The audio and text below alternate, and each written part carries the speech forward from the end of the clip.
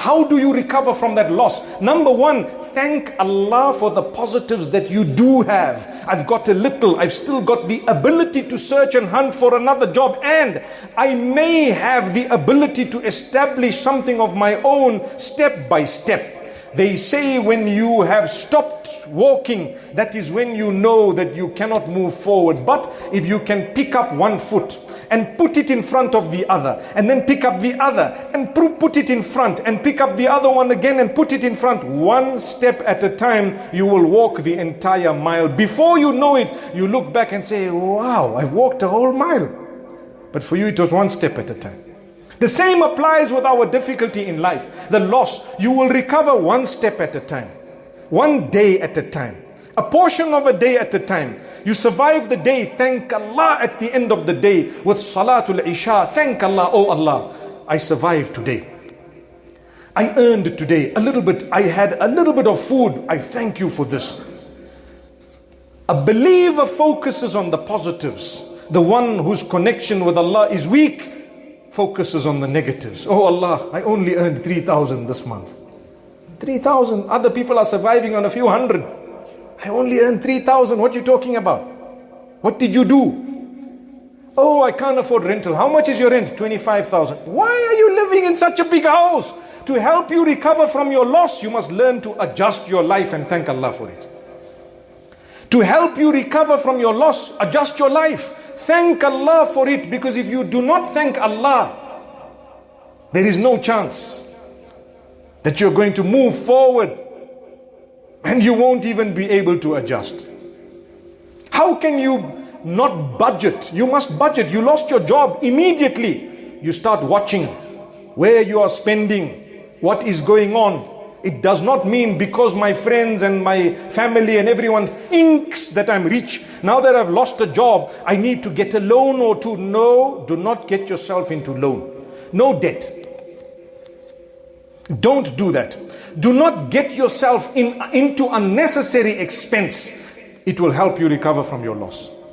Adjust your life. Learn to perhaps change the quality of, or the standard of your living, the quality of your food and drink perhaps. People are wealthy, they get accustomed to expensive taste. Then one day when they lose, what happens? They find it depressing to downgrade. That's a weakness in you, not in Allah. Astaghfirullah. That's why they say, when you have children and you've been blessed with wealth, your dream is to give them a comfortable life. While doing so, consider the fact that they may be married into a home that doesn't have all of that. Or they may come a day when you don't have all of that. Don't get them too spoiled. Even when you have. Don't spoil yourself so much that one day when you don't have, it's going to really cause a huge depression. No. Be humble. The main thing that a believer focuses on when he earns is charity. Did you know that? The main thing a believer should be focused on when Allah blesses him with something is how he can give it to others. Subhanallah. That's the main thing. That's why I've always said, Islam is the only religion that has made it a pillar of faith to share what you have with those who don't have it. It's the only religion.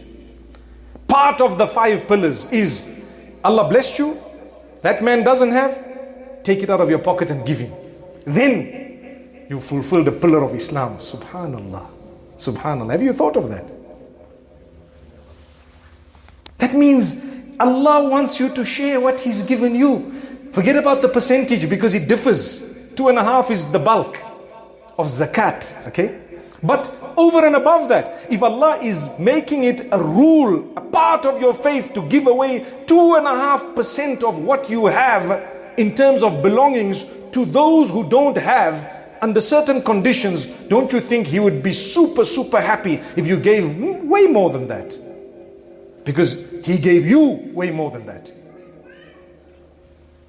What's the point of a Muslim wanting to amass in a way that he or she wants to be known as, I have billions and trillions and more billions and more? It's okay to be a billionaire, there's nothing wrong with it, but what are you doing with that wealth? Are you giving it? Are you spending it? Are you building your paradise by spending it in the right cause? If the answer is yes, Allah will make easy for you the recovery from your loss the day it comes. Remember, money cannot buy everything.